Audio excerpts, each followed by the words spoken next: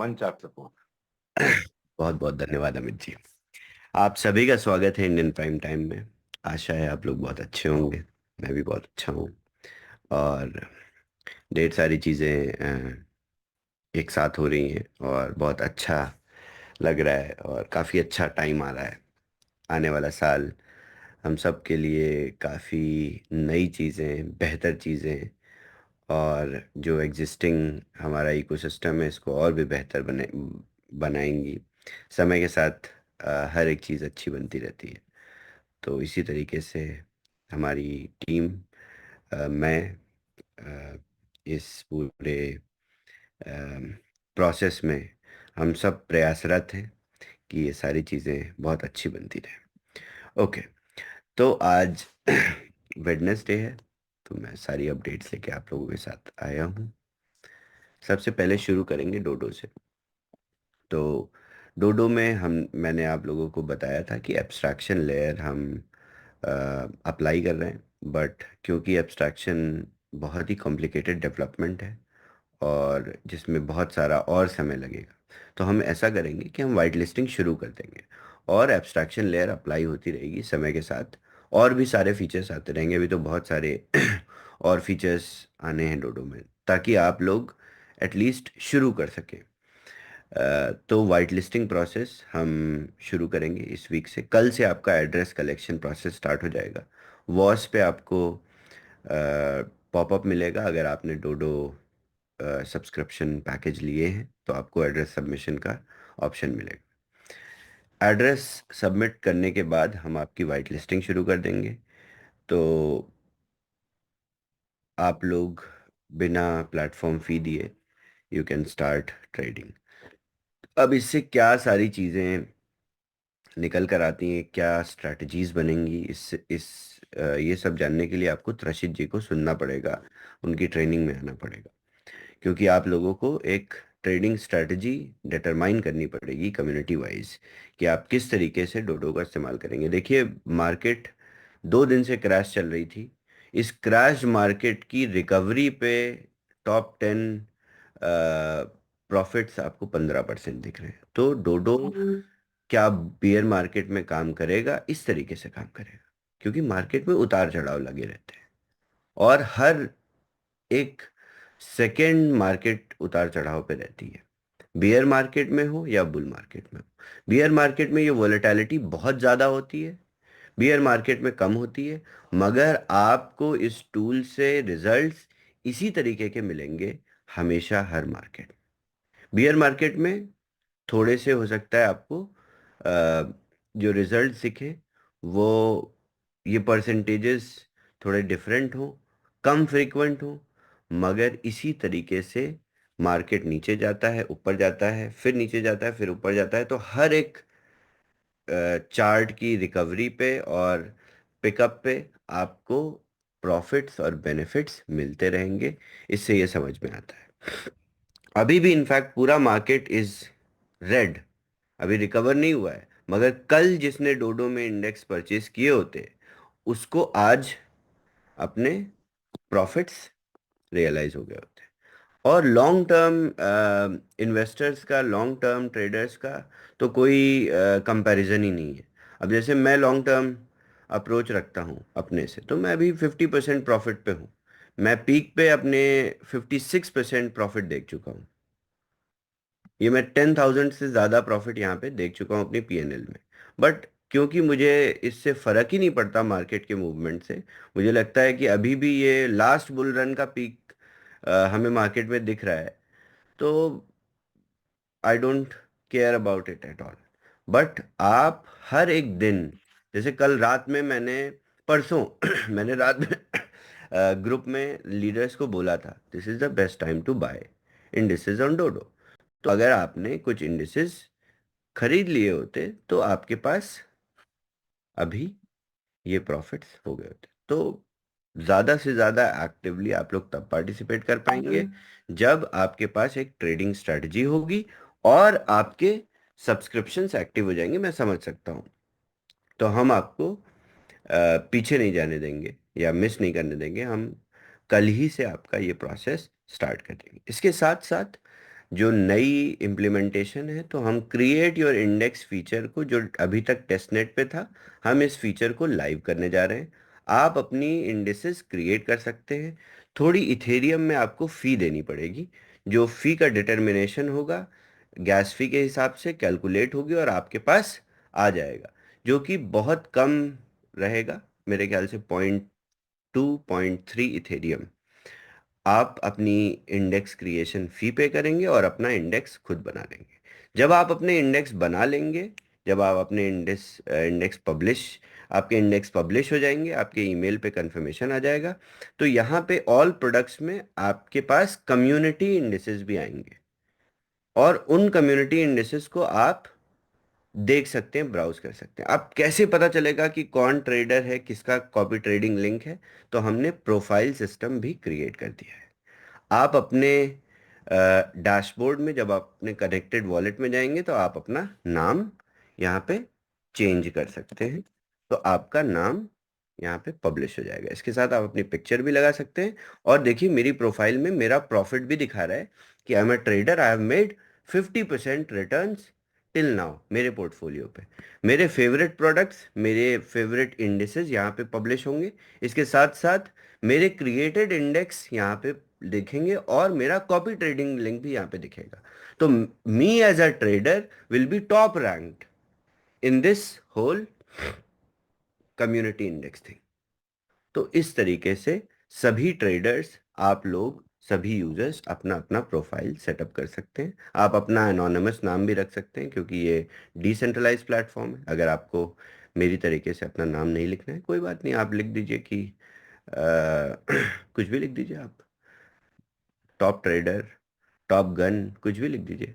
और आपको लोग, अगर आपका प्रॉफिट पोर्टफोलियो का अच्छा है, तो आपकी आपकी फेवरेट प्रोडक्ट्स भी लोग देखेंगे, और आपकी कॉपी ट्रेडिंग लिंक यूज़ करेंगे, और इंडेसेस खरीदेंगे। आपके बनाए हुए इंडेसेस भी खरीदेंगे लोग, क्योंकि आपका portfolio is at good standing. तो ये फीचर हमने ऑलरेडी इम्प्लीमेंट कर दिया, ये सब लाइव है। टेस्ट क्रिएट इंडेक्स अब टेस्ट नेट से लाइव नेट पे जा रहा है। इसके बाद आप अपने इंडेक्सेस क्रिएट करना शुरू कर सकते हैं। ओके। इसके बाद हम और सारी अपडेट्स जो भी आएंगी डोडो पे, वो मैं नेक्स्ट वेंसडे और उसके बाद हर वेंसडे को देता रहूँगा। डोडो पे बहुत सारी और एलिमेंट्स पे काम हो रहा है, जिसमें आपको एडिशनल फीचर्स मिलते जाएंगे। But this is the right time, ये सही समय है डोडो में एंट्री करने का अपने कैपिटल के साथ। तो हम आपको वाइट लिस्ट कर देंगे, आप शुरू कर दीजिए। इसके बाद हम एब्स्ट्रैक्शन लेयर लगाएंगे, हम सारी चीज़ें इसी डेटाबेस पे उसी हिसाब से सारी चीज़ें फिगर आउट कर देंगे। तो ऐसा कुछ आपकी ट्रेडिंग हिस्ट्री या प्रोफाइल कुछ भी डिस्टर्ब नहीं होगी। सबसे बड़ी बात जो है वो है गैस फी एग्रीगेशन की। अब अगर आप एक साथ बाइंग और सेलिंग करते हैं, तो आपकी गैस फी एग्रीगेटेड हो जाती है। तो मैं कोशिश करूंगा कि त्रिशित जी के साथ मैं बैठ के एक स्ट्रेटजी डिज़ाइन कर दूं आप लोगों के लिए, ताकि एक बाइंग टाइम हो, एक सेलिंग टाइम हो, और पर्टिकुलर हर एक कुछ पीरियड के बाद एक बाइंग और सेलिंग विंडो सभी के लिए अवेलेबल हो, कम्युनिटी के लिए। तो क्या होगा कि आप सभी लोग बाइंग और सेलिंग एक साथ करेंगे, तो आपकी गैस फी, अगर एक रीजन में, इंडियन सब कॉन्टिनेंट में या इंडियन टाइम जोन के हिसाब से 1,000 लोग भी बाय कर रहे हैं, तो आपकी गैस फी 1,000 से डिवाइड हो जाएगी। तो आप लोग पे करेंगे पीनट्स में। तो इस तरीके से आप लोग खुद अपने ग्रुप्स के साथ स्ट्रैटेजी बना सकते हैं, अगर आपकी टीम्स बहुत बड़ी हैं। अगर आपकी टीम्स छोटी हैं, तो आप स्ट्रैटेजी फॉलो कर सकते हैं बड़े लीडर्स की, कोर लीडर्स की, या इंडियन कम्युनिटी के लिए लकी मैम एक स्ट्रैटेजी प्रेजेंट करेंगी। तो उससे आप बहुत इजी हो जाएगा आप लोगों को।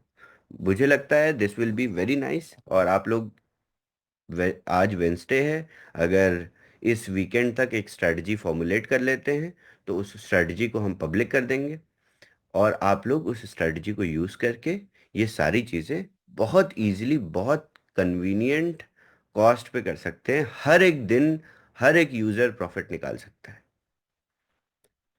अब सोचिए कि कल सारी इंडेक्सेस अगर किसी ने खरीदी होती, या मीम्स ही खरीद लिया होता, तो अभी 17%, उसके बाद रीस्टेकिंग भी 12%, इंफ्रास्ट्रक्चर भी 12%, एवरीथिंग इज ग्रोइंग। ठीक है, सारी index, MM dex is 10%, fun memes is also 10%, AI भी 10%, ERC20 भी 10%, टॉप टीवीएल भी 10%, लेयर टूज भी 10% ग्रोथ पे है, RWA 9%, D5 blue chips 8%, classic 4%। यही एडवांटेज है इंडेक्सेस का। और मैं आप लोगों को एक और चीज दिखाना चाहता हूं आज। देखिए, हमारे प्रोडक्ट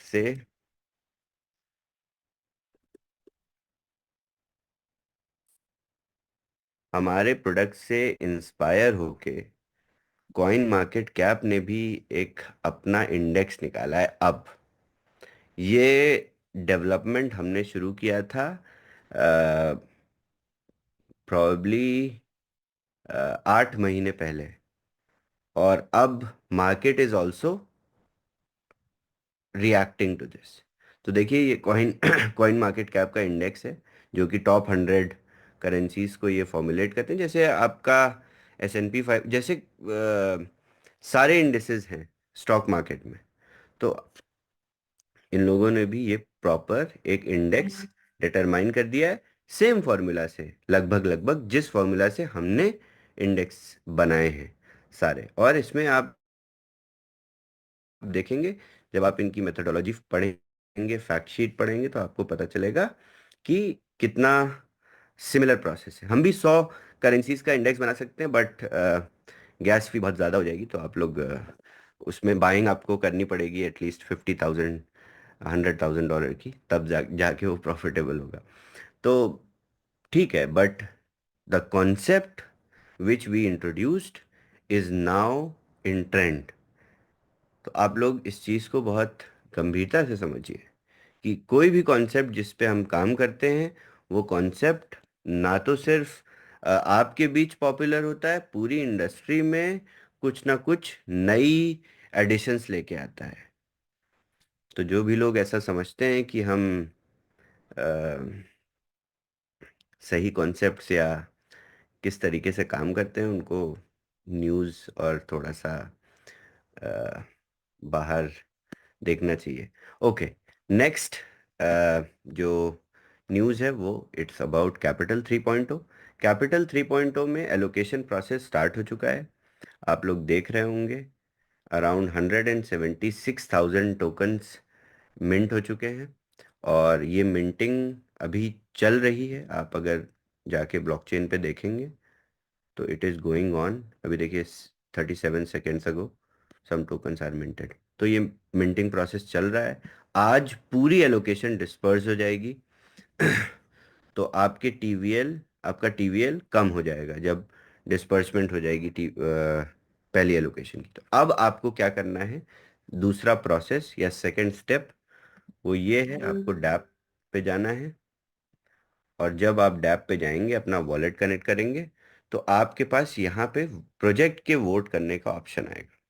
तो जब प्रोजेक्ट वोट करने का ऑप्शन आएगा, तो ये पूरे आपके टोकन्स के साथ लॉक्ड है, और आप प्रोजेक्ट के लिए वोट कर देंगे।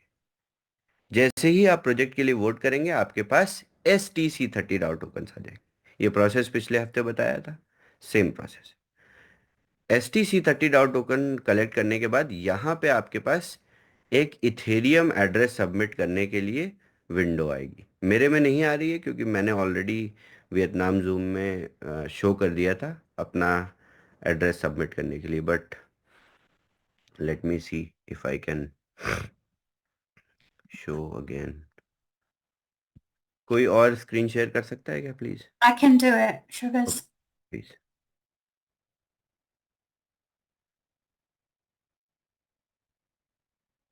तो आपको क्या करना है, आपको अपना STC30 टोकन वोट करने से पहले अपना एड्रेस सबमिट करना है इथेरियम। और प्लीज अपना एड्रेस ध्यान से सबमिट करिएगा। ये एक ही बार होगा, इसके बाद एड्रेसेस नहीं लिए जाएंगे। किसी का एड्रेस रॉन्ग होता है, आप सब बच्चे नहीं हैं। I am tired of this process. और प्लीज़ अपना एड्रेस देखकर सही से कॉपी करके पेस्ट करके तब कंफर्म करिएगा। This is one time window only.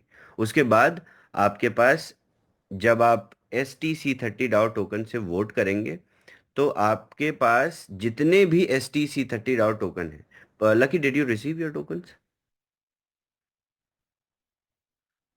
Your all tokens? No, I think no. Okay, no problem. Where would I see that, Chavez? Here in your balance Oh, okay. No, I showing. don't. Okay. So जब भी आपके पास tokens आ जाएं, आप पहले तो vote करिए। Vote करने के बाद आपके पास STC30 DAO टोकन्स आ जाएंगे। STC30 DAO टोकन्स आने के बाद आपको अपना इथेरियम एड्रेस सबमिट करना है। इथेरियम एड्रेस सबमिट करने के बाद आपको STC30 DAO टोकन से वोट कर देना है। अगर आप वोट नहीं करेंगे तो इस इथेरियम एड्रेस पे एलोकेशन नहीं आएगी। ये आपको STC30 DAO टोकन वाला वोट करना पड़ेगा, यहीं से आपकी बर्निंग हो जाएगी गवर्नेंस टोकन की। STC30 DAO टोकन आपके पास जितने भी हैं, लेट्स से, अगर मेरे पास कोई एलोकेशन नहीं है तो मैं बता नहीं सकता आप लोगों को, बट अगर मेरे पास 8 टोकन्स हैं तो बाय डिफॉल्ट यहाँ पे 7 आ जाएगा, -1 आ जाएगा, क्योंकि आपको डाओ का मेंबर भी रहना है। अगर आपके पास एक STC30 DAO टोकन नहीं है तो आप डाओ के मेंबर नहीं। तो एक गवर्नेंस टोकन आपके पास स्टेक्ड होना चाहिए। तो हमने क्या किया है, अगर आपके पास 100 है तो यहाँ अपने आप 99 आ जाएगा। अगर आपके पास 78 है तो यहाँ पे 77 अपने आप आ जाएगा। जैसे मेरे पास 8 हैं तो आप मेरे पास 7 आ गया। अब मैं इसको वोट कर दूंगा तो ये टोकन्स बर्न हो जाएंगे, ख़त्म हो जाएंगे। यही प्रोसेस है। इसके बाद मैं नेक्स्ट कॉल पे आप लोगों को बताऊंगा कि डिस्पर्समेंट के बाद अब वो टोकन जो एलोकेशन में आपके पास आया है, पहले हम एड्रेसेस कलेक्ट करेंगे, आपके इथेरियम एड्रेस हमारे पास आएंगे, अब हम एलोकेशन का प्रोसेस शुरू कर देंगे कल से। अभी भी बहुत सारे लोगों ने, जिन्होंने एड्रेसेस अपने नहीं सबमिट किए थे, उनके लिए मैं उनको ज़िम्मेदार नहीं समझता हूँ, उनके अपलाइंस को ज़िम्मेदार समझता हूँ।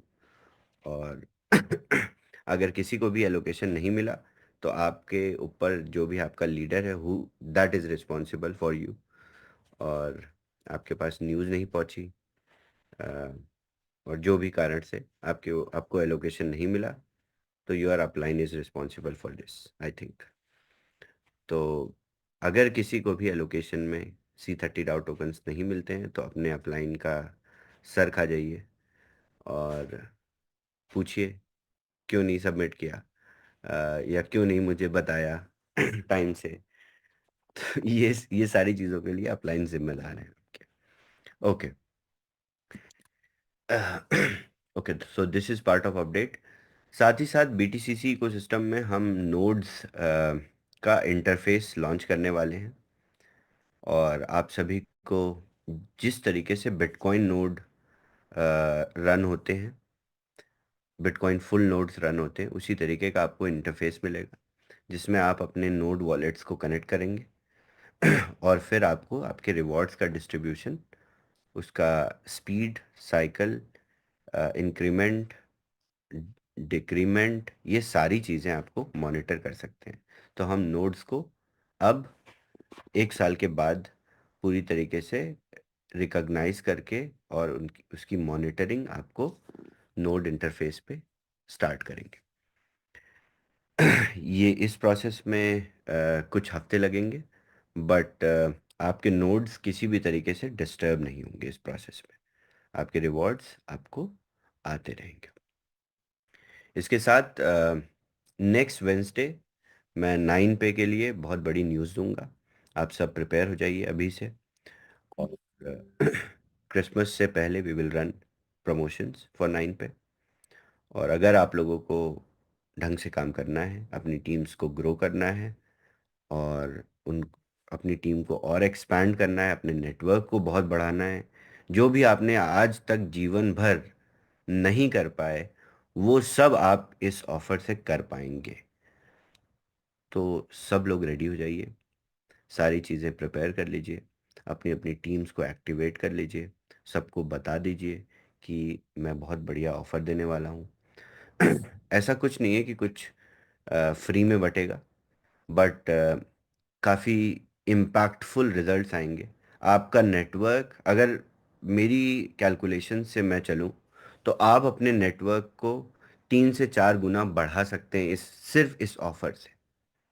और अगर आप ये नहीं कर पाए तो काफ़ी नाकामयाबी होगी आपकी, क्योंकि मैं आप लोगों को दिखाऊंगा किस तरीके से यूज़र्स आएंगे, और मैं आप लोगों को डेली ट्रैफिक भी दिखाऊंगा, 9 पे ऐप पे और 9 पे वेबसाइट पे।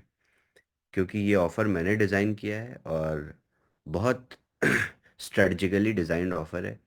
ये ऑफ़र ऑलरेडी मैं रन कर चुका हूँ एक बार, और रिजल्ट्स मुझे पता है। इसी सिमिलर तरीके से मैंने 3 महीने में 5 लाख यूजर्स एक्वायर किए थे एक प्लेटफॉर्म के लिए।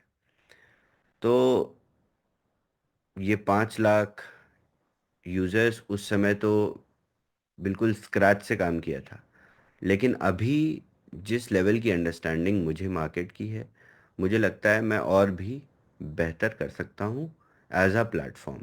तो आप लोग इस चीज़ को रेडी हो जाइए, इस पूरे प्रोसेस को समझने के लिए और इस प्रोसेस का बेनिफिट लेने के लिए, ताकि ये जितना भी न्यू यूज़र एक्विजिशन होगा ये आपके अंडर में हो, आपके नेटवर्क में ये सारे लोग आ जाए। और जितने ज़्यादा आप लोग आपके नेटवर्क में आएंगे इस पूरे ऑफर से, इस पूरे प्रमोशन से, वो सभी प्रोडक्ट्स आपके साथ परचेज करेंगे, और आपका नेटवर्क स्ट्रांग बन जाएगा, आपकी रैंक्स अचीव होंगी, और इसके साथ साथ हमारा पूरा इकोसिस्टम फ्लरिश करेगा। तो एवरीथिंग इज़ रेडी। मैं बस वेट कर रहा हूँ सही समय का ये अनाउंस करने के लिए। 9 पे के रिलीज के बाद हम लोग होपफुली जनवरी फर्स्ट वीक से बूमरैंग 2.0 का डिस्कशन स्टार्ट करेंगे। बूमरैंग 2.0 का प्रोडक्ट रिलीज और प्रोडक्ट अंडरस्टैंडिंग ट्रेनिंग स्टार्ट होगी। बूमरैंग 2.0 वो प्रोडक्ट नहीं है जो आप समझ रहे हैं। It's actually a different product. हमने डिसाइड किया है कि हम BTC20 स्मार्ट चेन पे नहीं डिप्लॉय करेंगे बूमरैंग 2.0 को। तो ये किस तरीके का प्रोडक्ट है, कैसा है, क्या होगा, ये सारी जानकारी आपको जनवरी फर्स्ट वीक से मिलना शुरू होगी। जितना आप अपनी वाइल्डेस्ट इमेजिनेशन से सोच सकते हैं, उस सोच से परे प्रोडक्ट है ये। तो जो भी हो सकता है अपने, देखिए, आप बेहतर तब कर सकते हैं जब आपको ज़्यादा से ज़्यादा लोग सुन रहे हो हर दिन। मैं भी बेहतर तभी कर सकता हूँ जब मुझे ज़्यादा से ज़्यादा लोग, मेरी ऑडियंस बहुत ज़्यादा है। I can sell any thing, but मैं कुछ भी नहीं कर सकता अगर मेरे पास ऑडियंस नहीं है। तो अपनी ऑडियंस बटोरनी शुरू कर दीजिए। आपके पास बड़ी से बड़ी स्प्रेड ऑफ ऑडियंस होगी, तो आपके पास मैं इतने स्ट्रॉन्ग प्रोडक्ट्स आपको देने जा रहा हूँ, इससे आपका बहुत अच्छे लेवल पे नेटवर्क बूस्ट होगा और इनकम्स बूस्ट होंगी। सो 2025 हम लोग बहुत अच्छे तरीके से शुरू करेंगे, और सभी चीज़ें अभी तक अच्छी हो रही हैं। हमारे एग्जिस्टिंग प्रोडक्ट्स इम्प्रूव होते जा रहे हैं, और नए प्रोडक्ट्स जो आ रहे हैं वो और भी बेहतर आ रहे हैं। Okay, that is it from my side today. और कोई सवाल लीडर्स के, any questions I can answer.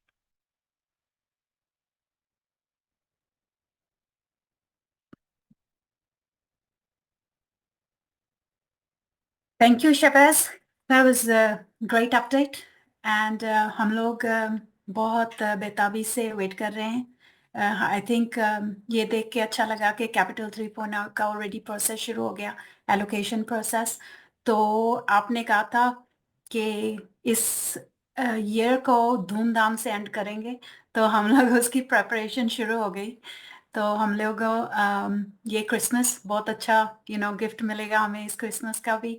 और नया साल आई थिंक हमारी ये डिस्कशन हुई थी कि नेक्स्ट ईयर हम इस कम्युनिटी के लिए बेस्ट ईयर होगा। और I think with bull run and सारा कुछ जो भी अभी हो रहा है, हम लोग प्रेपरेशन कर रहे हैं अभी, ताकि अगला साल सब लोग पैसा बना सके। क्योंकि हमने बहुत बार इस बात का भी डिस्कशन किया शवैस, कि ये शायद लास्ट बुल रन है जहां पे लोग पैसा बना सकेंगे प्रॉपरली। क्योंकि अगले 4 साल बाद हमें नहीं पता क्या होगा, कैसे ये सारा कुछ चेंज हो जाएगा, कि अभी गवर्नमेंट्स इन्वॉल्व हो रही हैं, बिटकॉइन ले रहे हैं, ये वो। तो I think this is a great opportunity, हमें ये बहुत जल्दी से इसमें हिस्सा लिया। कैपिटल 3 लोगों ने बहुत हिस्सा लिया। अब जिसने नहीं लिया फर्स्ट एलोकेशन के बाद उनको समझ आएगा। तो I think lot people will then jump in. और थैंक यू फॉर द 9 पे। हम लोग बहुत वेट कर रहे हैं उसकी।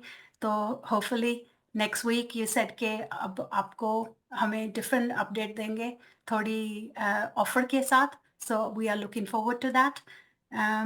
एनी क्वेश्चंस फ्रॉम राजीव और अमित? Please do ask.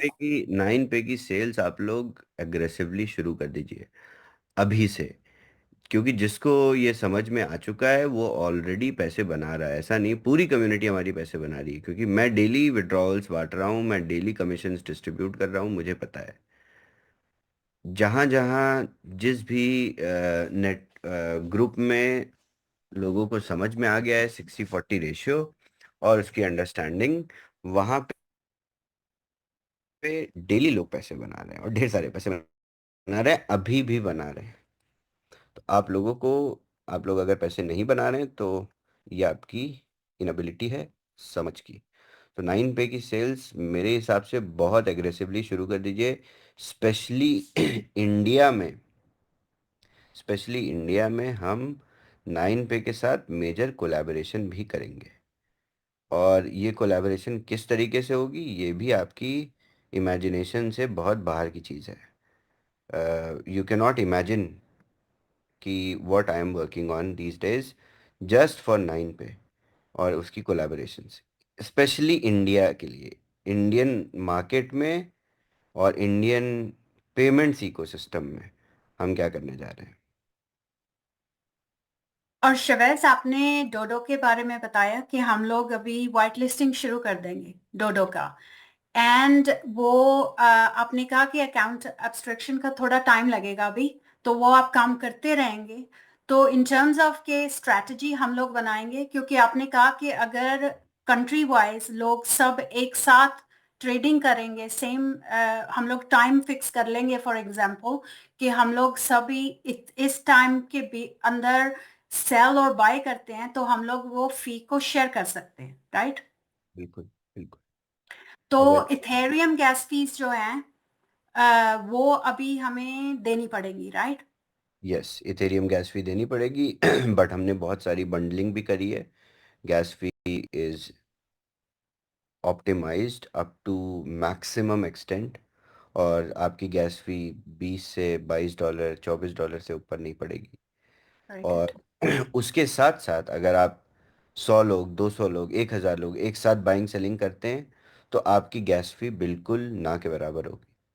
तो अगर आप लोग इस स्ट्रेटजी से एक साथ मिल के एक अच्छे ग्रुप की तरह हारमोनियस वे में ट्रेडिंग करेंगे तो आई थिंक बहुत बेनिफिशियल है, बहुत अच्छा टूल है। और इसके बाद इसमें नई चीज़ें आएंगी तो आप लोगों को और भी मज़ा आने लगेगा, बट अभी से शुरू कर दीजिए। This is the right time to start Dodo now. Definitely. और मैं बताना चाहती हूँ कि मैंने इवन दो गैस फी दी थी, उससे भी मेरा $100 प्रॉफिट उसके बाद हुआ। Like I paid high gas fee at that time, क्योंकि मैं अकेली कर रही थी उस टाइम। तो मैंने काफी ज्यादा गैस फी दी, उसके बाद भी $100 का प्रॉफिट मैंने लिया, गैस फीस दोनों तरफ देके। So even then it's not, it's amazing.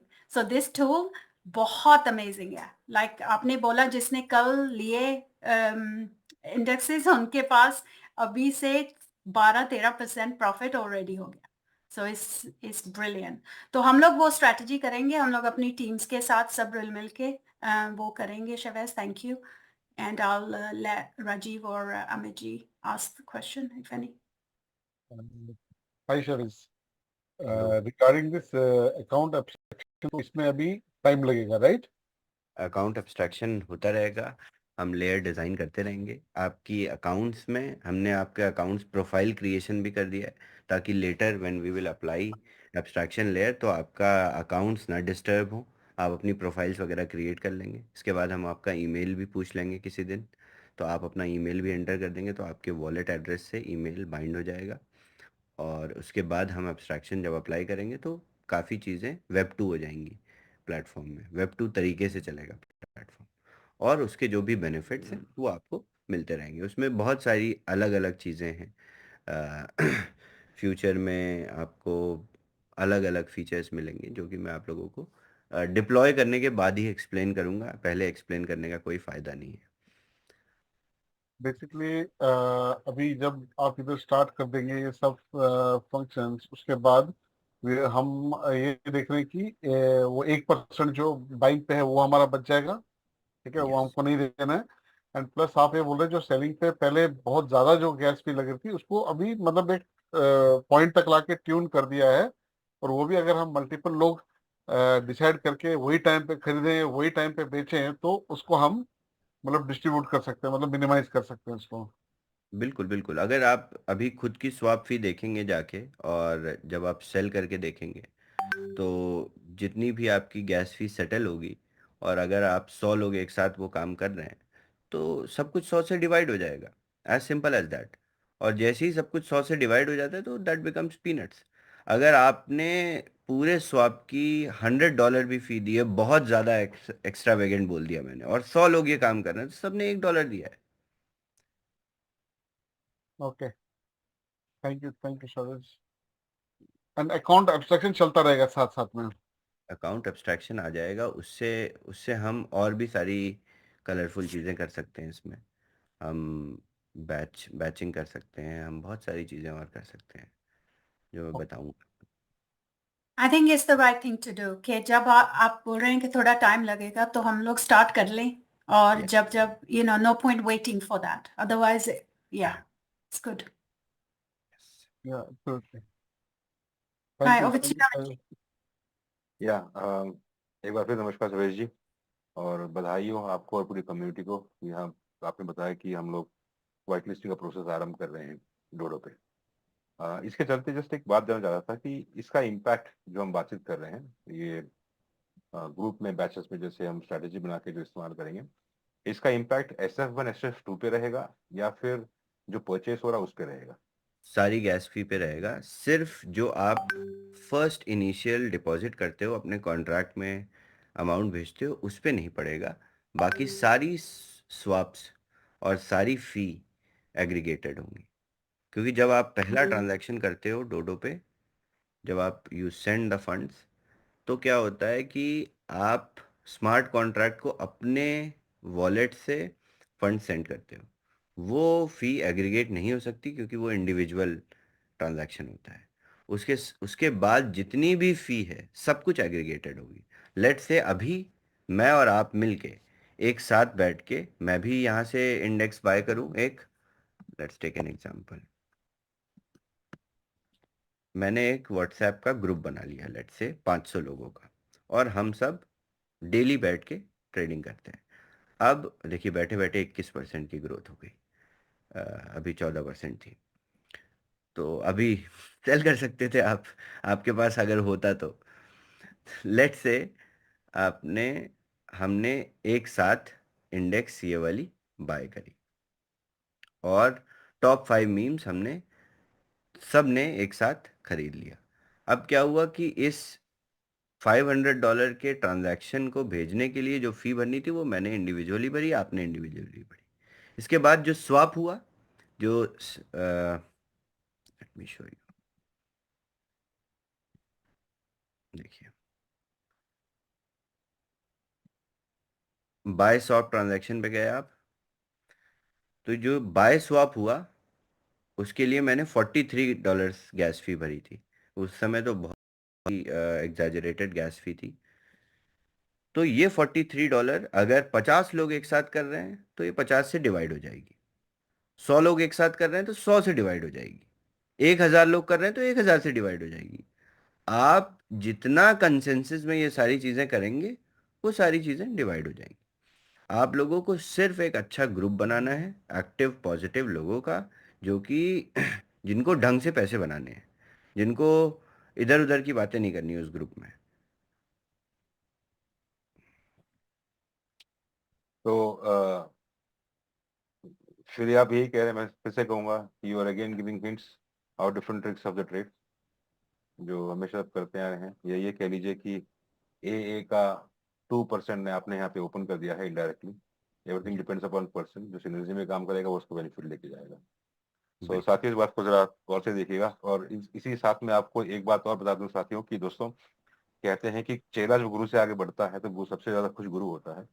अगर आपने इस वक्त ध्यान दिया होगा तो आपको पता चलेगा कि जो टॉप बेनिफिट्स कमाए हैं पिछले 24 घंटे में, उसमें से टॉप 2 में शवेश जी का अकाउंट नहीं था। तो कोई ना कोई यहाँ पे मौजूद है कम्युनिटी में। अब आप में है तो आपको बहुत बहुत बधाई हो, आप में नहीं है कहीं और हो तो जहाँ है उनको वहां बधाई हो। तो ये साबित करता है कि यहाँ पे कोई बेनिफिट अच्छा ले रहा है और काफी सारा बेनिफिट यूज कर रहा है। लेकिन वहां पहुंचने के लिए हो सकता है कि उन्होंने यहाँ पे काफी कुछ टाइम स्पेंड किया है, जो हमें करना पड़ेगा at least on daily basis.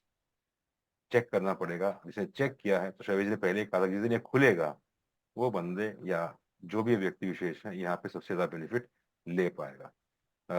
That is as far as Dodo is concern. एक बार कैपिटल 3.0 के बारे में बात करना चाहूंगा सवेश जी।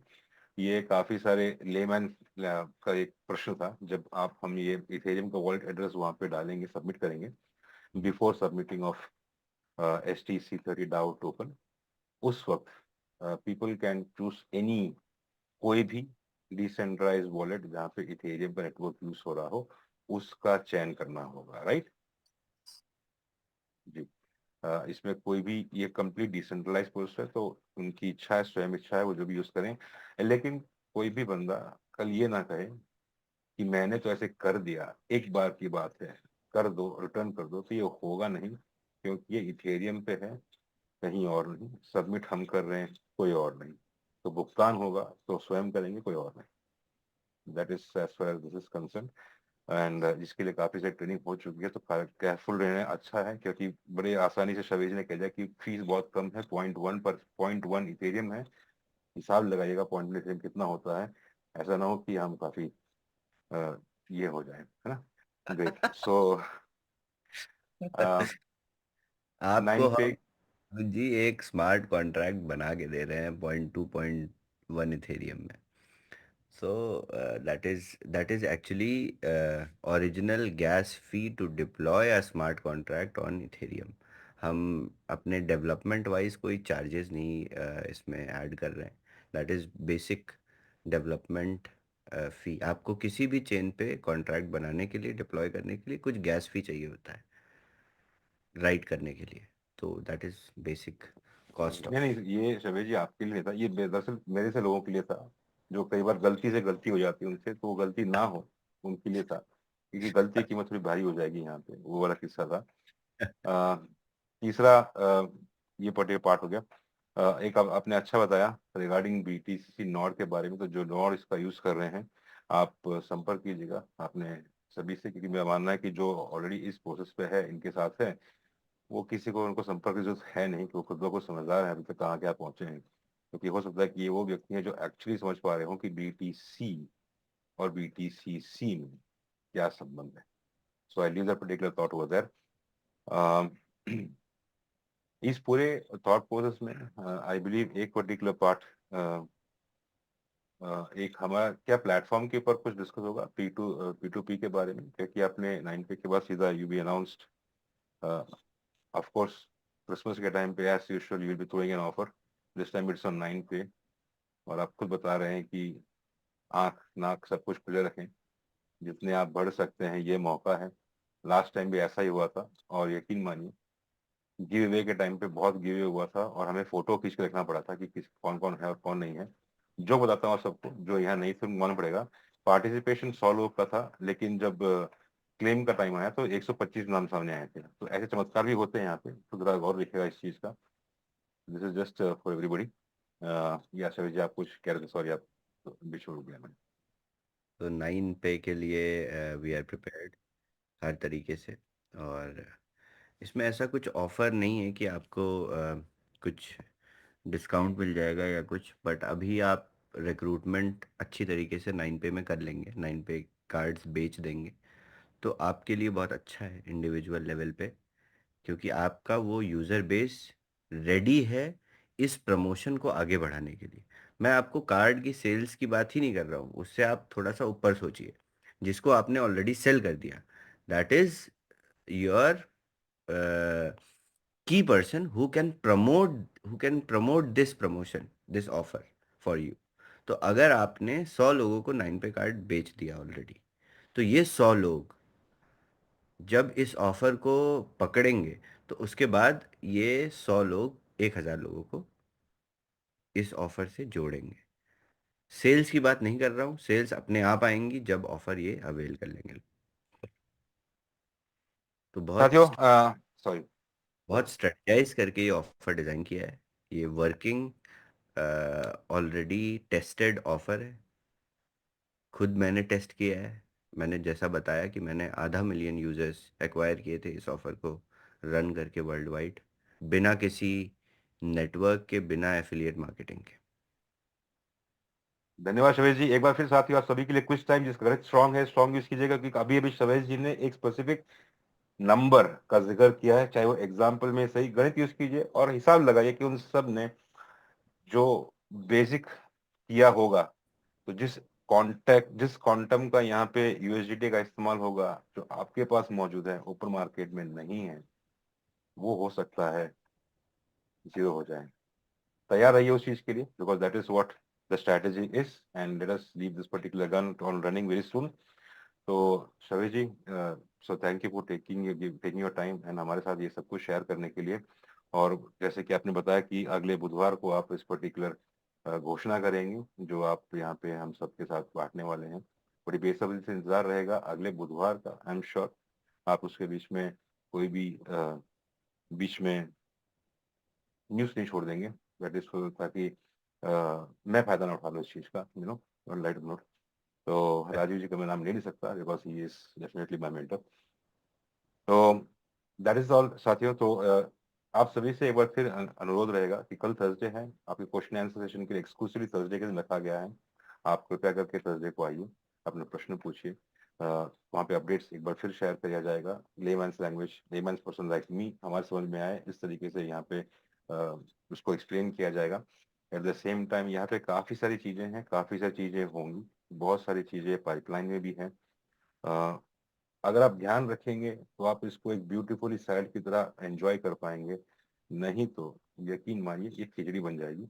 लेकिन खिचड़ी भी एक पावर फूड है, याद रखिएगा, यहाँ पे कुछ भी वेस्ट नहीं होता। अगर आपको चाहिए उसका बेनिफिट लेने के लिए, उसके लिए जरूरी है कि आप ट्रेनिंग पे आए, जानिए, समझिए, सीखिए। यही दुआ है ऊपर वाले से कि कोई भी मुझे जो दे रहा है उसे 10 गुना मिले, कोई खुशी दे रहा है तो 10 गुना मिले, और जो बाकी दे रहा है वो भी उसे 10 गुना मिले। तो आप सभी को यही कामना करते हुए कि हम सब यहाँ पे खुशियां बांटे, आप सब सलामत रहिए, आबाद रहिए। यहाँ पे आप उपस्थित हो इसके लिए बहुत बहुत धन्यवाद। आज रात के लिए बस इतना ही, कल फिर मिलेंगे आपसे। आप सभी से नमस्कार, शब्बा खैर, and take care.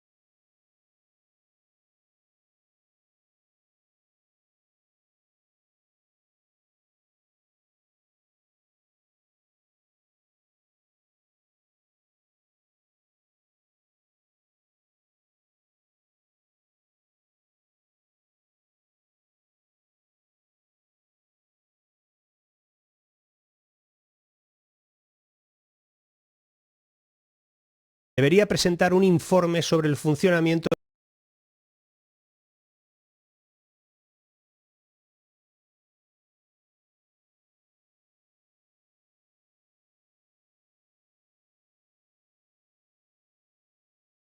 de este régimen para prolongarlo, en principio, esas pruebas 3 años más o ponerlo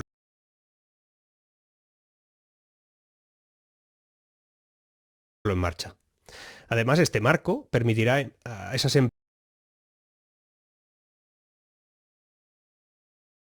empresas tokenizar activos, luego te cuento qué es, como acciones de empresas con capitalización menor a 500 millones de euros, es decir, las pequeñas, las medianas y pequeñas, y así emitir bonos, participaciones en fondos, y así la Comisión Europea se adentraría en la regulación de una tecnología que, saben, va a transformar la industria financiera, asegurando un equilibrio entre innovación y estabilidad del mercado. Así es como lo van a vender. Pero ahora vamos a ver qué es un token, o mejor dicho, tokenizar algo. O sea, que no te asustes. La tokenización y las acciones tradicionales son muy parecidas, por lo menos en el sentido de lo que representan, una parte de un activo o de una empresa. Sin embargo, hay algunas diferencias que son claves. Y aquí viene la historia. Primero, las acciones, las tradicionales, se registran en libros de contabilidad que están centralizados. Están administrados generalmente por una entidad financiera, bancos, bolsas de valores. Bueno, ese modelo depende de un sistema central para gestionar todas las transacciones y el registro de esos valores. En cambio, los tokens funcionan como blockchain. Funcionan en la blockchain, una tecnología que es descentralizada, que utiliza redes distribuidas para registrar transacciones de manera segura. Y gracias a esa tecnología, los datos son accesibles para todos los participantes y están protegidos digitalmente contra cualquier alteración. Esa es su primera gran diferencia. Pero hay más entre acciones y tokens. La segunda sería que en el caso de las acciones tradicionales es necesario contar con intermediarios, como te decía, como bancos, brokers, bolsas de valores. Son precisos para realizar operaciones de compra, de venta o de custodia de activos. Ese proceso puede implicar, obviamente, costos adicionales, comisiones, trámites complejos, pero por su parte, los tokens permiten transacciones directas entre personas gracias a su base de blockchain. Este enfoque elimina la necesidad de muchos intermediarios, lo que solo implica o simplifica los procesos, sino que también reduce costos de forma significativa. De momento esto va en contra de alguien, ¿eh? Y parece bueno, ¿verdad? Tercero, comprar acciones podría requerir inversiones mínimas que no siempre están al alcance de todos. Además, vender acciones, especialmente en mercados menos líquidos o en empresas pequeñas, normalmente toma tiempo. Pues resulta que los tokens, en contraste, ofrecen una mayor accesibilidad, mucho mayor, al permitir dividir activos en fracciones más pequeñas, y eso facilita las inversiones con montos muy reducidos. Además, asimismo, al comerciarse en mercados digitales, resulta que los tokens permiten operaciones más rápidas, más eficientes y aumentan la liquidez. Y por último, la última diferencia entre acciones tradicionales y tokens, pues es que las primeras están sujetas a regulaciones estrictas y suelen comerciarse en mercados establecidos desde siempre. Aunque esto no aporta seguridad, también puede limitar ciertas operaciones y aumentar los costos regulatorios. Y los tokens, en positivo, al ser una innovación relativamente reciente, pues operan en un marco regulatorio que está en desarrollo. Aquí viene la clave. Está en desarrollo, lo que brinda, de momento, mayor flexibilidad en las transacciones, por ejemplo. Además, tiene la capacidad de representar no solo acciones, sino también bonos, propiedades, derechos sobre cualquier cosa, una obra de arte, lo que sea, lo que amplía significativamente su rango de uso y lo capaz que es de adaptarse. Para entenderlo mejor, vamos a poner un ejemplo. Imagina que tienes una obra de arte, cualquiera, valorada en 100.000 euros, vamos a ponerle ahí, y decides tokenizarla. Puedes emitir 1000 tokens, cada uno representa una parte de la obra. Esto es similar a emitir acciones, pero en lugar de una empresa se trata como una obra de arte. Es una obra de arte. Cada persona que compra un token tiene una parte pequeña del valor de la obra, y si el valor sube, también podrá subir el valor de cada token. Al estar en una blockchain, estos tokens pueden venderse fácilmente en un mercado digital, sin depender de galerías, casas de subastas, intermediarios. ¿Verdad que se entiende? En resumen, mientras que las acciones tradicionales están limitadas a representar propiedad sobre una empresa, los tokens al fin y al cabo pueden representar cualquier tipo de activo y fraccionarse y facilitar la compra-venta directa y flexible en cualquier mercado siempre y cuando sea digital. Y aquí es donde viene la historia, porque si volvemos a la regulación, eso que le gusta tanto a la Comisión Europea, veremos que el nuevo reglamento sobre infraestructuras del mercado basadas en tecnología de registro descentralizado, esa DLT, que te irá sonando con los años, se plantea, según ellos, para varias cosas buenas: impulsar la innovación financiera. Dicen que la tokenización permite convertir activos financieros tradicionales en representaciones digitales basadas en blockchain y, según ellos, pues eso es bueno porque simplificará procesos como la emisión, negociación y liquidación. También dicen que esto permitirá tener acceso directo a mercados de capital. Oye, todo es bueno, ¿no? ¿Por qué he puesto el título que he puesto? Uno de los mayores avances que trae esta tecnología, según ellos, es que elimina intermediarios, como si a ellos les preocupara eso. Las empresas, las pequeñas, podrán acceder directamente al mercado de esos capitales muy rápido y sin costos. Además, también dicen que eso, atención, ofrecerá una mayor seguridad. La palabra mágica. Las DLT, eso que están montando, es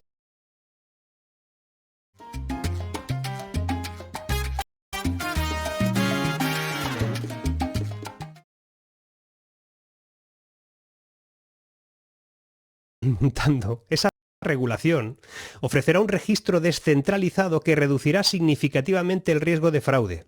Al ser inalterable, dicen ellos, y eso lo sabíamos, accesible en tiempo real, ese registro proporciona transparencia sin precedentes y genera confianza tanto a los inversores como para las propias empresas. Y con todo esto, consideran que lograrán controlar algo que se les está yendo de las manos y no te hablarán nunca de todo lo que esconde una decisión de este tipo.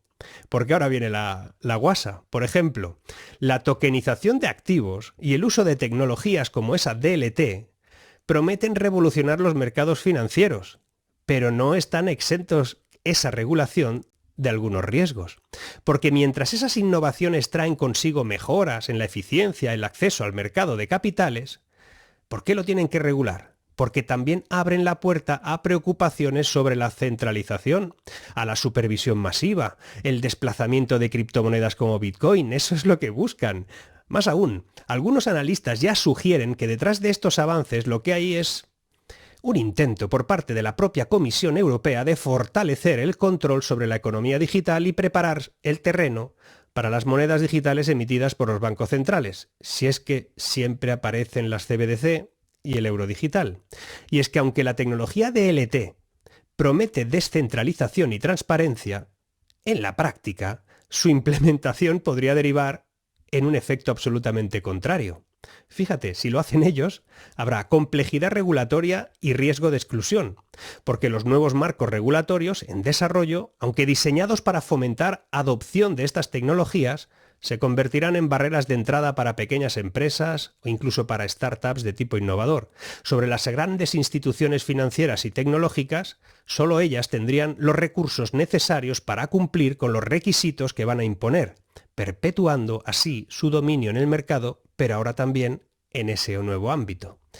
Un segundo punto sería el riesgo que hay de centralización encubierta, porque aunque las blockchains públicas se presentan como una alternativa descentralizada, los proyectos supervisados por entidades reguladas suelen operar en redes permitidas con permiso. En estas, solo actores específicos tienen acceso para validar, gestionar esas transacciones, lo que socava la descentralización que originalmente motivaría esa creación de esa tecnología. Y el tercer punto sería la amenaza a la privacidad, como siempre, porque la digitalización y el registro en blockchain permite un nivel de rastreo y de supervisión sin precedentes, aunque parezca que no. Si estas tecnologías son controladas por organismos gubernamentales o entidades privadas, podrían emplearse para monitorear cada transacción financiera. Y así comprometerían esa privacidad de los ciudadanos y de las empresas. Y llámame mal pensado, pero ¿y si fuera un plan para desplazar a Bitcoin y promover las CBDCs? Igual no, Pero bueno, diversos factores generan sospechas sobre el verdadero propósito de las regulaciones que promueve esta tokenización o esas DLT. Por ejemplo, La normativa parece exigir que los tokens operen en redes supervisadas por entidades reguladas. Esto dejaría fuera cualquier operación con Bitcoin, con criptomonedas descentralizadas, donde no existe un emisor central y donde las transacciones son inalterables, independientes del sistema financiero tradicional. Es más, hay un segundo punto, la preferencia por blockchains permisibles, sobre redes abiertas como la de Bitcoin sugiere que el interés es mantener un control directo sobre las transacciones. Esas redes, limitadas, ahora mismo, pues podemos pensar que otorgarían a las autoridades y a las grandes instituciones un poder significativo para supervisar y para influir en los mercados. Y un tercer punto aún más grave, la tokenización regulada es un paso previo hacia la adopción de las CBDCs. Estas monedas digitales, emitidas y controladas directamente por los bancos centrales, ofrecerían a los gobiernos un control total sobre las transacciones económicas. Esto contrasta con Bitcoin, que opera fuera de las estructuras de poder tradicional y permite, obviamente, mayor libertad financiera a sus usuarios. Y es que siempre es lo mismo. La gente no se da cuenta. No se da cuenta porque esto ya no es tan simple y empieza a ser cada vez más complejo comprenderlo. Y además, no hay nadie ahí en Europa que se lo explique a sus votantes. Pero es un paso más hacia un futuro que se vende como innovación, cuando en realidad es un futuro bajo vigilancia. Pero si pensabas que esto se termina aquí, pues no, aún hay más y peor. La tokenización, ya de activos incluidos los recursos naturales, por ejemplo, energéticos, todo eso plantea una revolución en la economía. Ese proceso convierte activos físicos en tokens digitales que pueden negociarse en mercados descentralizados, lo cual plantea un posible reemplazo de la deuda basada en papel por tokens vinculados en activos tangibles. También te lo voy a explicar por qué tiene su cosa. Sería en esencia utilizar activos reales como reservas de petróleo, tierras agrícolas, minerales, agua, con el respaldo físico de los tokens que representarían la deuda. Estos activos no solo serían un respaldo conceptual, no, sino también recursos explotables, dando una nueva dimensión a las obligaciones financieras. Fíjate el enlace. Y aquí hay una línea roja que no se puede traspasar de un modo transparente. Si lo hacen, no sé, por eso lo harán con un modelo mucho más complejo, de semántica y de morfología. El uso de tecnología sofisticada y lenguaje incomprensible, e intento hacerlo lo más fácil posible, permitirá cosas como la privatización de bienes comunes, recursos esenciales como tierras agrícolas, reservas de agua, todo eso podría convertirse en instrumentos financieros al servicio de los mercados. Ya tenemos algún ejemplo por ahí. Empresas comprando recursos naturales, limitando su acceso para las comunidades locales, por ejemplo. Ese modelo, basado en la especulación, podría agravar las desigualdades sociales y económicas en toda Europa y en todo el mundo. O también incluso especialmente podrían concentrar el poder económico, ya que grandes corporaciones y fondos de inversión sin escrúpulos podrían dominar este mercado, tomando decisiones basadas en intereses financieros, políticos y nunca del bien común. Vincular recursos estratégicos a mercados tokenizados podría comprometer la soberanía nacional, subordinando las políticas económicas de los países a dinámicas globales, especulativas, de intereses geoestratégicos, vete tú a saber. Pero recuerda que todo esto al final será por tu bien. ¿No? Bueno, no te vayas, que aún viene una cosa todavía mejor. Bajo este enfoque, la deuda podría transformarse de una simple obligación en papel a una promesa respaldada por activos tokenizados, y además reales. Esto cambia las dinámicas de poder en la economía global. Los acreedores tendrían acceso a activos tangibles, convirtiendo sus derechos en una potencial propiedad sobre recursos naturales, lo que al final significaría incluso su explotación. Esta lógica podría llevarse al extremo. Imagínate ciudades enteras tokenizadas, incluyendo no solo su infraestructura, sino también sus recursos humanos asociados. Estarías tokenizado. Así los derechos sobre una deuda podrían convertirse en derechos de administración o de explotación de una región, con sus ciudadanos, sus recursos naturales, todo ello incluido. ¿Has oído bien? No, Orwell no pudo imaginarse algo así. Personas tokenizadas, aunque no directamente, sino por ser parte de una ciudad o un recurso que sí pudiera estar tokenizado por culpa de esa deuda soportada ahí. La idea de respaldar la deuda con activos físicos no es algo nuevo, ¿eh? Históricamente, las monedas se respaldaban en oro y los commodity bonds son bonos respaldados por recursos naturales. Sin embargo, la tecnología de la DLT en la blockchain permitiría representar de forma precisa y trazable estos activos en tokens, lo cual abre la posibilidad de que las deudas se conviertan en derechos de propiedad digital sobre recursos tangibles, físicos. Así, en lugar de deuda en papel, basada en la confianza de un pago, tendríamos una deuda tokenizada con activos específicos como respaldo, lo que teóricamente reforzaría la seguridad y la valoración de esa deuda. Pero ¿y si te lo relaciono con otra cosa? Aún peor. Resulta que el aumento de la acumulación de oro y plata, que aquí ya te conté, desde grandes instituciones y gobiernos sugiere que muchos están tomando posiciones de seguridad frente a posibles cambios en la valoración de las monedas tradicionales, las fiat. Si en algún momento se permite que el precio del oro y de la plata suba sin interferencias, porque ahora las hay, quienes hayan acumulado esos metales podrían reducir su deuda considerablemente. Bien, esto se debe a que si el oro recupera su estatus como un valor refugio, que más o menos está ahí a veces, en una economía global inestable, los activos en oro podrían cubrir deudas o respaldar nuevos activos que estén, ahora sí, tokenizados. Estaría vinculado el oro y los activos tokenizados. Y en ese posible escenario, la combinación de oro y tokens respaldados por activos reales podrían convertirse en un nuevo estándar financiero. Quien posea esos activos físicos y el control de la tokenización dominará el mercado. Un mercado respaldado por recursos reales, naturales, mientras el papel moneda irá perdiendo su poder.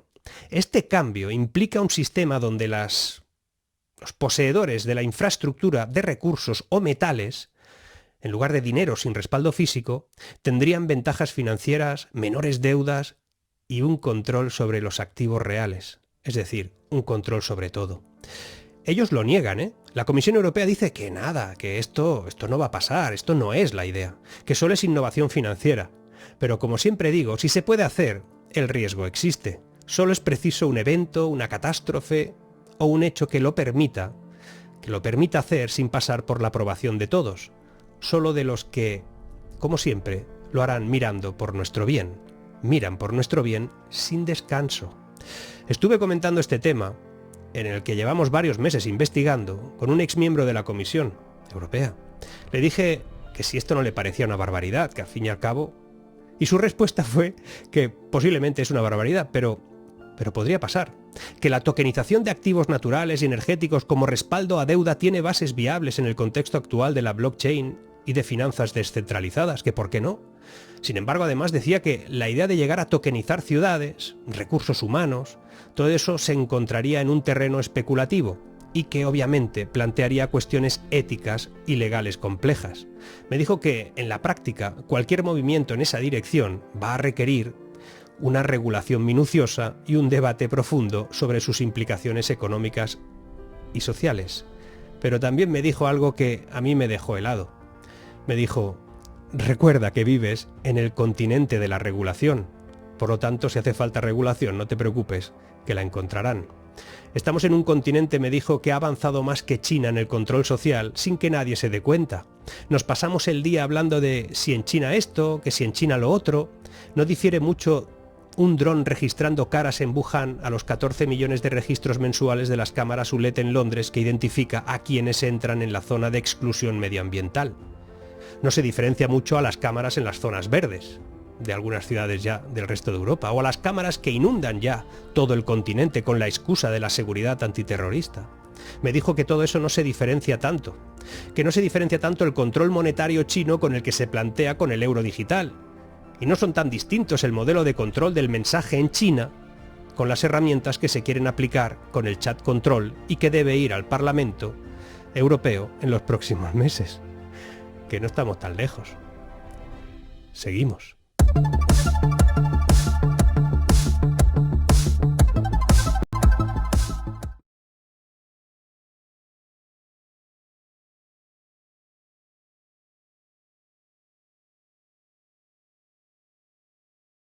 Usa 5 tapas rosadas, envíalas en un sobre con tus datos personales al canal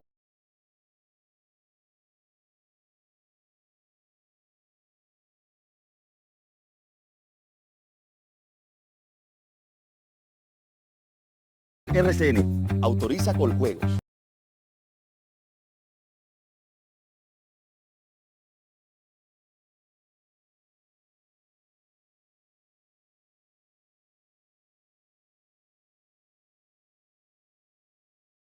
Posible, pero lo que significa no, lo que representa no, y tras eso vendrá otra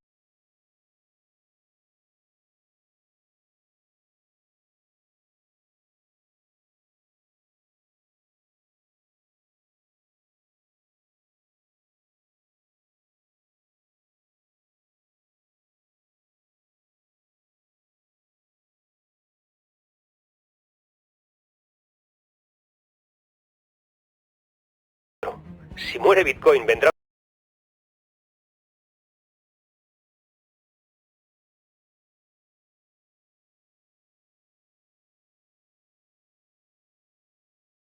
otra cosa, y no hablo de criptomonedas creadas por una empresa o un colectivo identificable, hablo de un modelo descentralizado y anónimo de nuevo, que garantice la privacidad y la libertad de las personas, y da igual si vale $80.000 o 1.000.000, el asunto es lo que soluciona.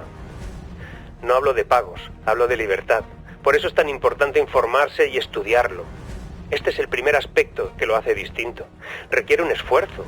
Bitcoin no es fácil porque la libertad no es fácil. Infórmate, porque tu libertad está en juego. Aprende qué es eso de las CBDC, lo que suponen, y explícaselo a otros.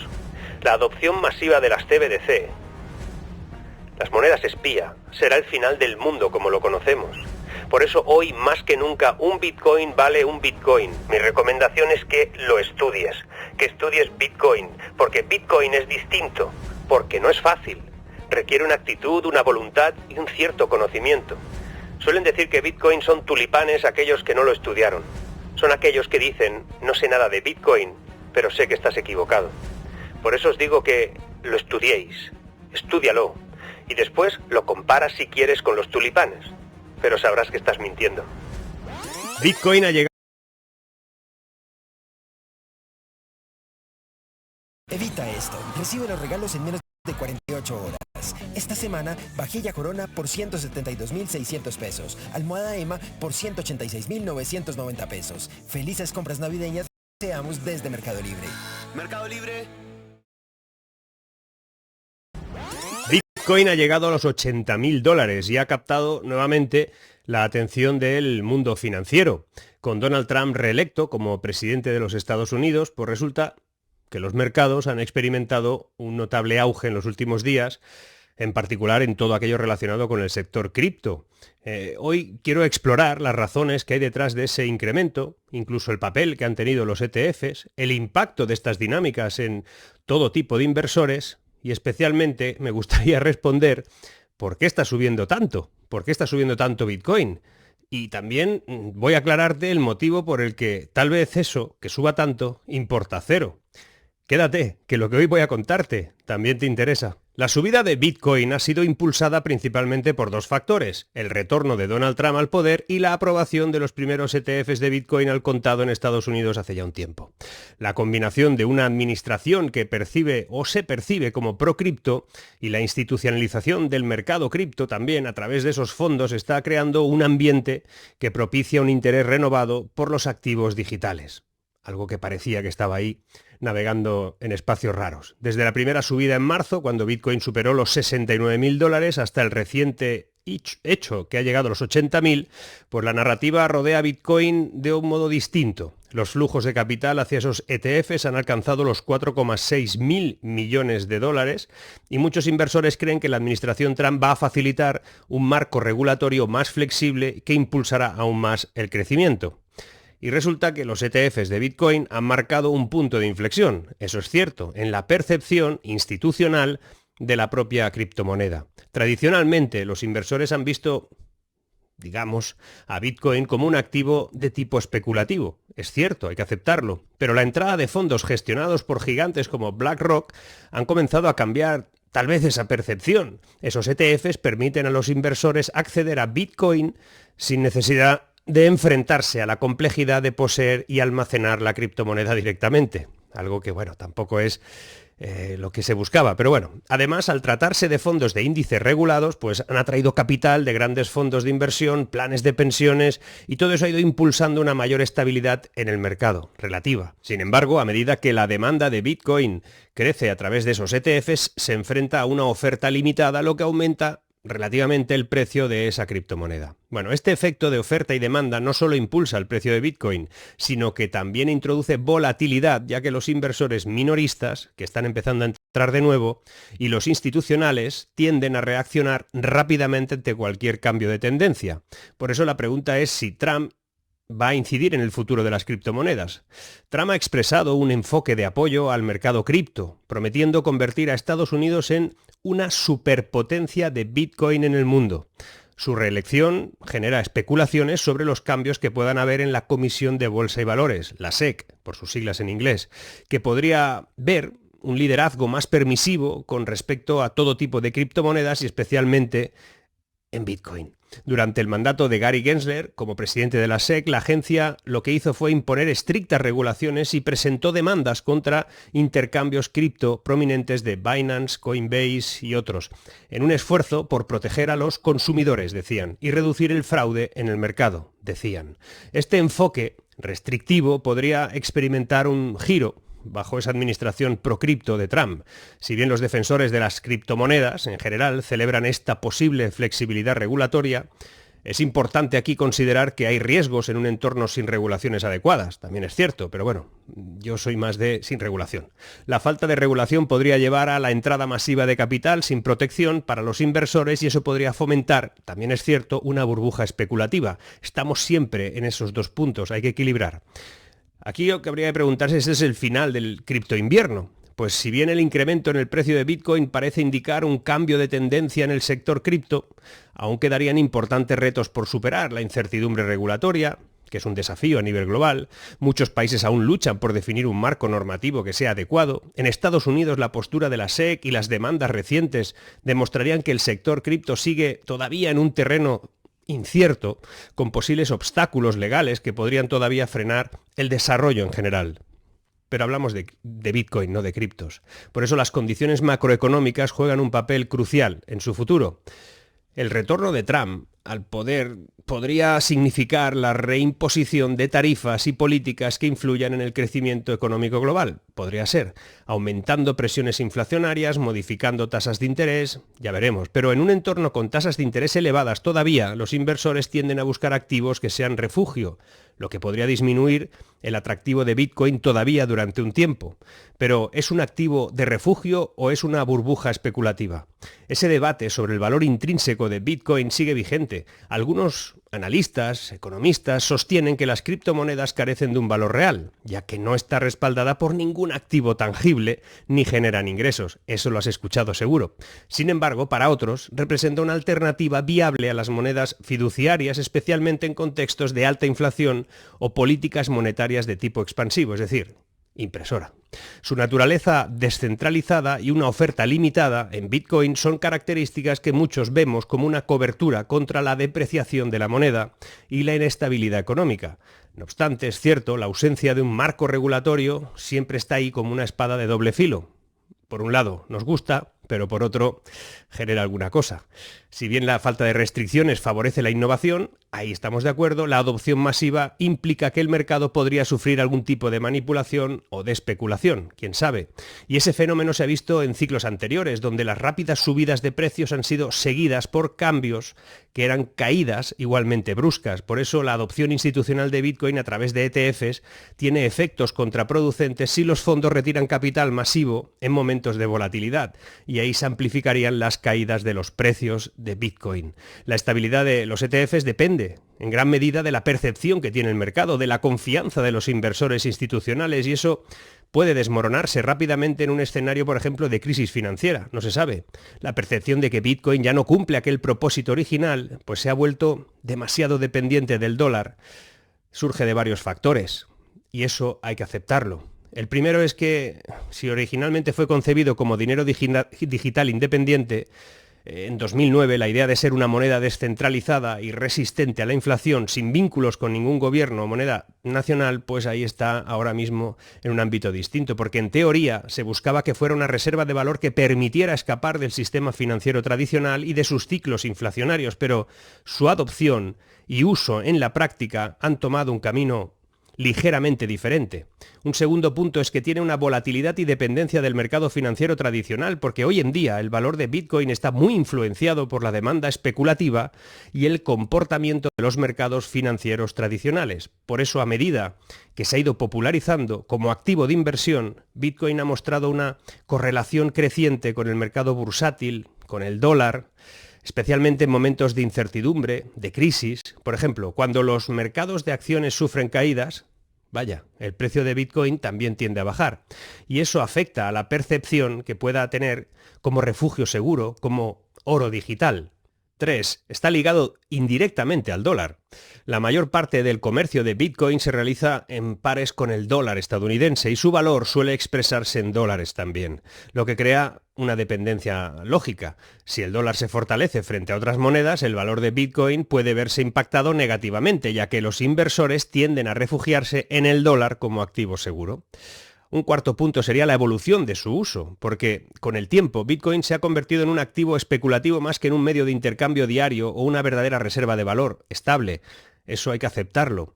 Por eso está pasando lo que está pasando también. Además, los altos costos de transacción todavía y la lentitud relativa en comparación con otros métodos de pago, pues la han hecho menos útil para esas transacciones pequeñitas, cotidianas, que desplazarían su uso hacia una acumulación y que estimulan la especulación también. Y el quinto sería la influencia de instituciones financieras. Todo esto le hace depender del dólar. Inicialmente Bitcoin era un activo ajeno a los mercados tradicionales, lo sabemos, pero la entrada de instituciones financieras y grandes fondos de inversión ha cambiado esa dinámica. Ahora el comportamiento de Bitcoin está más influido por las estrategias de estos actores que suelen tomar decisiones en función de políticas monetarias y de movimientos del dólar que por otra razón. Algunos sostienen que debido a esa evolución, Bitcoin ya no cumple su papel de reserva de valor alternativa e independiente. Y sin embargo, los defensores argumentamos que aún conserva un potencial refugio a largo plazo debido a una oferta limitada y también a sus características de descentralización, que para mí esa es la clave. Aún así, Bitcoin se encuentra en un momento de euforia. Eso lo estamos viviendo hoy. Ahora bien, este auge que estamos viviendo estos días de Bitcoin podría ser el inicio de una nueva era en el mundo financiero, o también simplemente otro capítulo en la historia de una burbuja que podría estallar en cualquier momento. Los próximos meses van a ser cruciales para determinar si la criptomoneda más famosa del mundo realmente ha alcanzado su mayoría de edad, o si, como muchos predicen, solo estamos viendo el preludio de un colapso absolutamente inevitable y desastroso. Pero ¿y si te digo que eso da igual? Que en realidad esto no importa, que Bitcoin es efectivamente un concepto que rompe esquemas y para comprenderlo se necesita un enfoque multidimensional. No es simplemente tecnología, ni tampoco es economía, sino que es una mezcla de criptografía, teoría de redes, filosofía financiera y en cierto modo una ideología que cuestiona el sistema monetario tradicional, su descentralización, su inmutabilidad y escasez programada son algunas de las características clave que lo diferencian de cualquier activo o sistema financiero conocido, da igual si lo invierten los grandes fondos.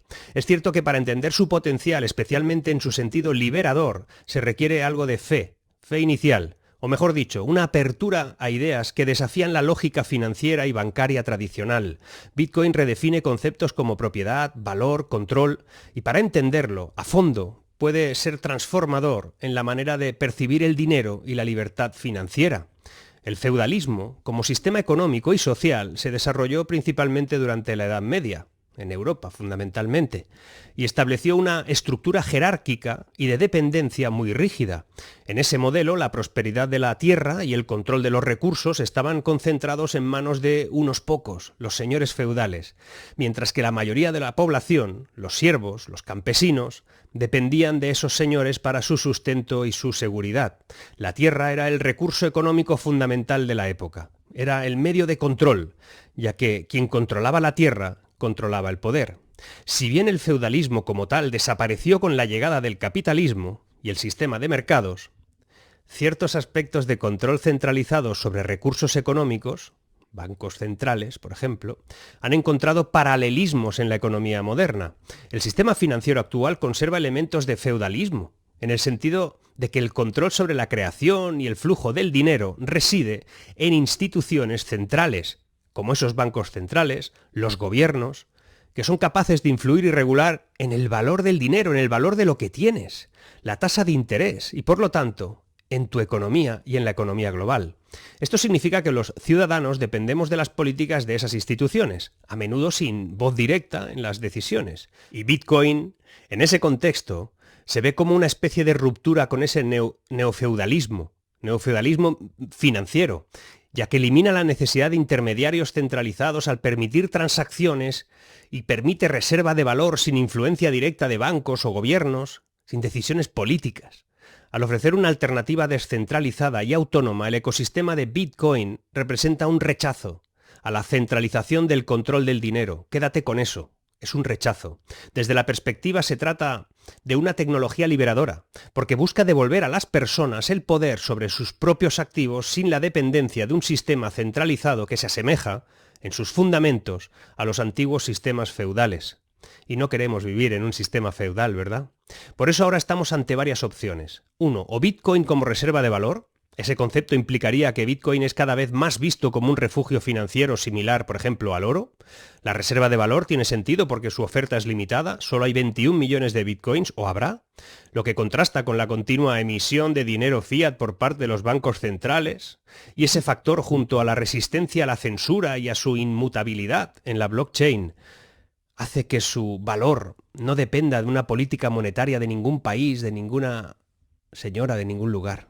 Segundo punto es la especulación, porque es importante señalar cómo este factor afecta a su precio y a su percepción, no lo podemos evitar. En el corto plazo, Bitcoin también es utilizado como activo especulativo, y eso significa que muchas personas compran y venden con fines de ganancia a corto plazo, aumentando la volatilidad de su precio. No podemos evitarlo, ahora se busca en Google estos días mucho más Bitcoin que hace tiempo, y ese uso especulativo es una espada de doble filo porque atrae capital, pero también contribuye a la percepción de que Bitcoin es simplemente un activo volátil. Y el tercero, es el antídoto contra el neofeudalismo financiero. Ese término puede ser muy útil para describir cómo Bitcoin se plantea como una alternativa a un sistema donde el control financiero recae en instituciones centrales. Se podría profundizar en la crítica a los sistemas de deuda o de emisión de dinero como fórmulas feudales modernas, donde los ciudadanos se ven limitados por la política monetaria impuesta a las crisis de deuda. Bitcoin representa una alternativa que, en teoría, desafía esa dinámica al crear un sistema de valor, curiosamente, y esa es la clave, sin necesidad de intermediarios o de ningún regulador. Y para mí, como sabes, lo que realmente me importa es esta última. Especialmente, aunque pueda ser una reserva de valor, a mí no me importa mucho eso. Ya veremos. En estos momentos no hay nadie en el mundo que en algún momento comprara Bitcoin que haya perdido valor, con lo cual... Pero eso no es cierto del todo. No es del todo cierto si lo vinculas a las monedas fiat, y esa es la trampa, porque si llega a $80.000 o a $150.000 es lo de menos. El valor de los dólares y el resto de fiat se devaluaron en términos reales ya. Y no niego que ver cómo aquellos viejos bitcoins comprados hace años ahora valen cerca de $80.000 tiene su cosa, no es lo importante. La clave es otra. Se avecina el no efectivo. Será la puerta de las CBDC y esa será la primera trampa. ¿Qué harás cuando quieras comprar algo, mover tu dinero o atender a tus necesidades y para hacerlo no puedas ejercer tu libertad absoluta? ¿Qué harás cuando cualquier movimiento esté rastreado de origen a destino? ¿Qué harás? ¿Y si Bitcoin es el efectivo digital? ¿Y si no se ha entendido lo que realmente es? Tal vez Bitcoin morirá. Es posible, no lo sé. Pero lo que significa no. Lo que representa no. Y tras eso vendrá otro. Si muere Bitcoin, vendrá otra cosa. Y no hablo de criptomonedas creadas por una empresa o un colectivo identificable. Hablo de un modelo descentralizado y anónimo de nuevo, que garantice la privacidad y la libertad de las personas. Y da igual si vale $80.000 o 1 millón. El asunto es lo que soluciona. No hablo de pagos, hablo de libertad. Por eso es tan importante informarse y estudiarlo. Este es el primer aspecto que lo hace distinto. Requiere un esfuerzo. Bitcoin no es fácil porque la libertad no es fácil. El 99% de las personas que invierten en criptos no saben nada de criptos. No conocen ni han leído ni un solo white paper donde se explica qué hay detrás de esos proyectos. Si esos que creen invertir en esos proyectos supieran lo que hay, pues tal vez comprenderían que no están invirtiendo en divisas, sino que están invirtiendo en acciones de proyectos tecnológicos. Como en todos los negocios hay empresas potentes y auténticas pifias, en las 9.000 criptos que hay por ahí, apenas una decena podrían considerarse startups tecnológicas con algún sentido. El resto son tokens individuales que probablemente arruinarán a los que están ahora mismo adquiriéndolas. Bitcoin no es nada de eso. Infórmate, porque tu libertad está en juego. Aprende qué es eso de las CBDC, lo que suponen, y explícaselo a otros. Esto no va de que unos pocos podamos entenderlo, aquí hay un montón de vídeos de ese tema. La adopción masiva de las CBDC, las monedas espía, será el final del mundo como lo conocemos.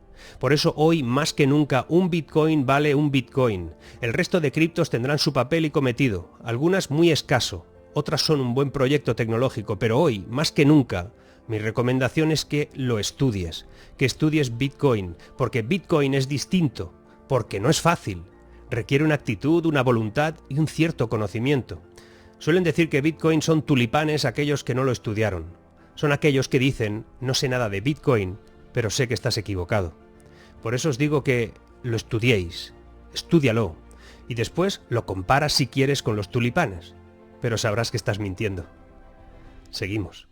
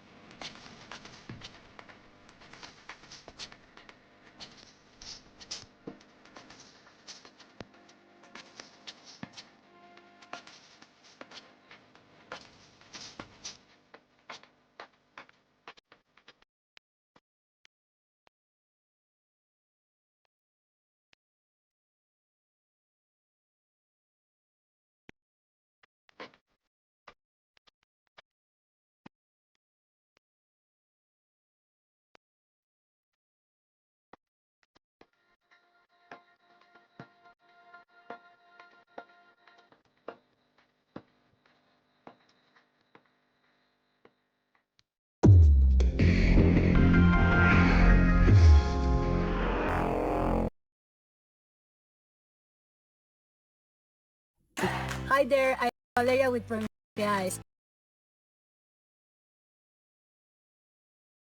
And today I'm going to show you a house in El Poblado, Medellín.